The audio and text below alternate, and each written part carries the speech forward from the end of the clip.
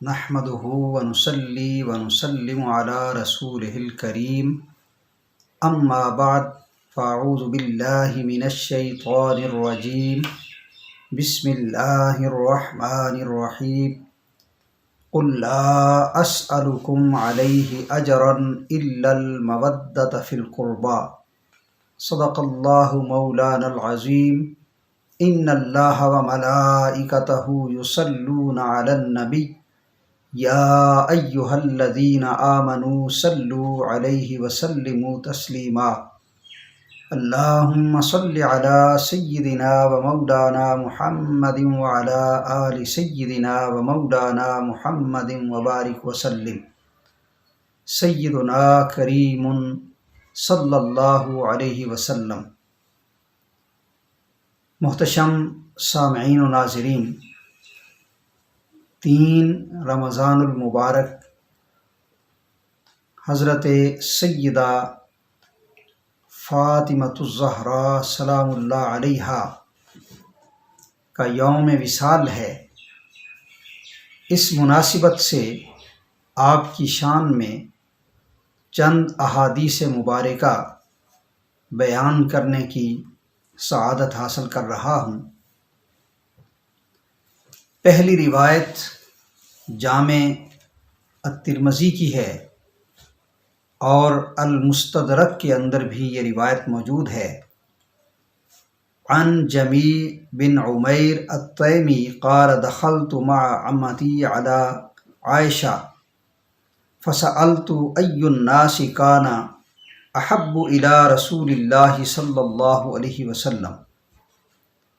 حضرت جمیع بن عمیر التیمی روایت کرتے ہیں کہ میں اپنی پھوپھی کے ساتھ مل کر حضرت عائشہ صدیقہ رضی اللہ تعالی عنہا کی خدمت میں حاضر ہوا تو میں نے حضرت عائشہ صدیقہ رضی اللہ تعالی عنہا سے پوچھا کہ اللہ کے نبی صلی اللہ تعالی علیہ وآلہ وسلم کے نزدیک سب سے محبوب ترین شخصیت کون سی تھی؟ قالت فاطمہ،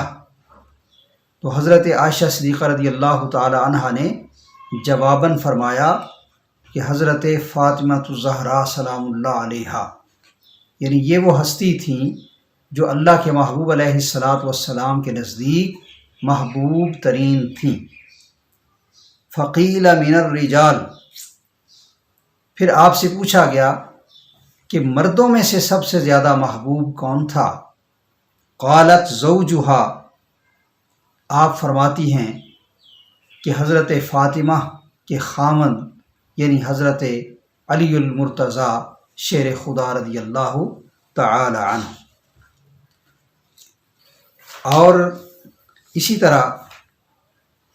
مسلم شریف کی روایت ہے، حضرت عروہ بن زبیر ام المؤمنین حضرت عائشہ صدیقہ رضی اللہ تعالی عنہا سے روایت کرتے ہیں کہ جب حضور نبی کریم صلی اللہ تعالی علیہ وآلہ وسلم نے اس دنیا سے پردہ فرمایا، اس سے چند دن قبل حضرت سیدہ فاطمہ الزہراء رضی اللہ تعالی عنہا کے ساتھ سرگوشی میں کوئی بات کہی اور آپ کے کانوں میں کچھ کہا، کوئی راز کی بات کہی، جس سے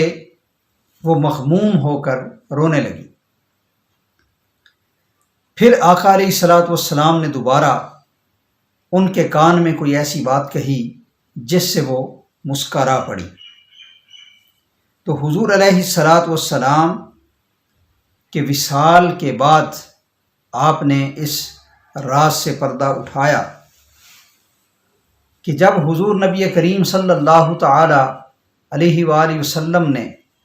پہلی مرتبہ آپ کے کان میں کوئی بات کہی تو وہ بات یہ تھی کہ اللہ کے نبی صلی اللہ تعالی علیہ وسلم نے اپنے وصال کی خبر دی، جس سے حضرت فاطمہ الزہراء رضی اللہ تعالی عنہا مغموم ہو گئیں۔ اور پھر حضور نبی کریم صلی اللہ تعالی علیہ وآلہ وسلم نے دوسری مرتبہ ان سے ارشاد فرمایا، الا ترضین ان تکونی سیدۃ نساء اہل الجنہ او نساء المؤمنین، کہ آقا علیہ السلام نے ارشاد فرمایا، اے فاطمہ، کیا تم اس بات پر راضی نہیں کہ تمام جنتی عورتوں کی سردار تم ہو، یا تمام مسلمان عورتوں کی سردار تم ہو؟ اسی طرح ایک روایت صحیح بخاری میں ہے، عن المسور بن مخرمہ ان رسول اللہ صلی اللہ علیہ وسلم قال فاطمہ بدعۃ منی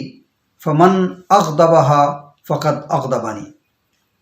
اللہ کے رسول صلی اللہ تعالی علیہ وآلہ وسلم نے ارشاد فرمایا کہ فاطمہ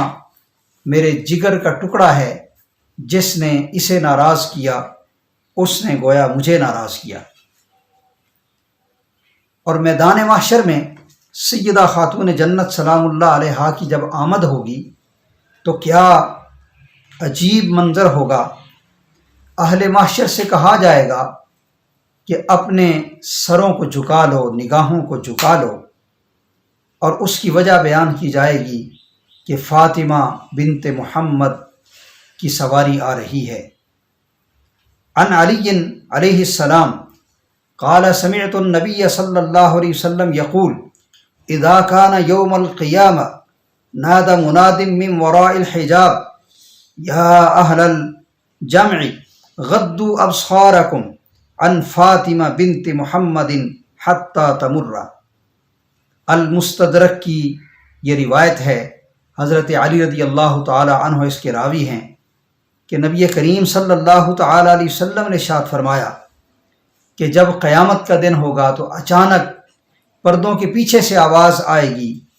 اے اہل محشر اپنی نگاہوں کو جھکا لو، اس لیے کہ فاطمہ بنت محمد صلی اللہ تعالی علیہ وسلم تشریف لا رہی ہیں، یہاں تک کہ آپ گزر جائیں۔ یعنی جب تک آپ گزر نہیں جاتی اس وقت تک تمام اہل محشر اپنی نگاہیں جھکا کر کھڑے رہیں گے۔ اسی طرح حضرت علی رضی اللہ تعالی عنہ سے روایت ہے، قال رسول اللہ صلی اللہ علیہ وسلم لفاطمہ ان اللہ یغضب لغضبک ویرضی لرضاک۔ یہ روایت بھی مستدرک للحاکم کی ہے۔ حضرت علی رضی اللہ تعالی عنہ روایت کرتے ہیں کہ نبی کریم صلی اللہ تعالی علیہ وآلہ وسلم نے ارشاد فرمایا، اے فاطمہ، اللہ تیری ناراضی کو دیکھ کر ناراض ہوتا ہے اور تیری خوشی کو دیکھ کر خوش ہوتا ہے۔ اور ایک اور روایت سنیے حضرت عائشہ صدیقہ رضی اللہ تعالی عنہا سے، قالت ما رأیت افضل عن فاطمہ غیر ابیہا، کہ میں نے حضرت فاطمہ سے افضل ان کے والد گرامی آقا نامدار صلی اللہ علیہ وسلم سے بڑھ کر کسی اور کو نہیں دیکھا۔ اور ایک روایت امام شوکانی رحمۃ اللہ علیہ نے کی ہے، اور اس کے راوی حضرت عمر بن خطاب رضی اللہ تعالی عنہ ہیں۔ عن عمر بن الخطاب رضی اللہ تعالی عنہ ان النبی صلی اللہ علیہ وسلم قال لفاطمہ فداک ابی و امی۔ یہاں رک کر میں یہ بات کہنا چاہوں گا کہ جب بھی صحابہ کرام حضور علیہ السلام کی بارگاہ میں حاضر ہوتے تو عرض کرتے فدا کا ابی و امی یا رسول اللہ، اے اللہ کے نبی صلی اللہ علیہ وسلم آپ پر میرے ماں باپ قربان ہو جائیں۔ اور یہاں دیکھیے کہ حضرت عمر بن خطاب رضی اللہ تعالی عنہ روایت کر رہے ہیں کہ نبی کریم صلی اللہ تعالی علیہ وآلہ وسلم نے اپنی لخت جگر سیدہ خاتون جنت سلام اللہ علیہا سے فرمایا، یا فاطمہ، اے میری بیٹی فاطمہ، فدا کے ابی و امی، تجھ پر میرے ماں باپ قربان ہو جائیں۔ تو دیکھیے کیا عظمت ہے سیدہ خاتون جنت سلام اللہ علیہا کی، کہ جن کے سامنے اللہ کے محبوب علیہ السلام بھی یوں فرما رہے ہیں کہ فاطمہ تجھ پر میرے ماں باپ قربان ہو جائیں۔ دوستو، آج ہمیں چاہیے کہ ہم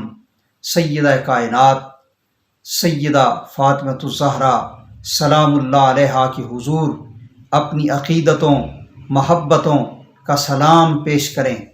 اور 3 رمضان المبارک چونکہ آپ کا یوم وصال ہے، اس مناسبت سے اگر ایک عمل کر لیا جائے کہ 2 نفل سیدہ فاطمۃ الزہرا سلام اللہ علیہا کے ایصال ثواب کے لیے پڑھے جائیں، اور پھر آپ کی بارگاہ میں نذرانہ عقیدت و محبت پیش کرتے ہوئے اللہ کے حضور جو بھی دعا کی جائے، یہ ایک مجرب نسخہ اور وظیفہ ہے جو علماء نے اولیاء نے بیان کیا ہے کہ جو اس طریقے کے مطابق نفل پڑھنے کے بعد اللہ کے حضور دعا مانگتا ہے، جو بھی دعا کرے گا اللہ کریم اس کی دعا کو اپنی بارگاہ میں شرف قبولیت عطا فرمائے گا۔ اللہ رب العالمین ہمیں اہل بیت اطہار کی سچی پکی محبت اور غلامی نصیب فرمائے، اور اسی غلامی میں جینا اور مرنا نصیب فرمائے۔ وما علینا الا البلاغ المبین۔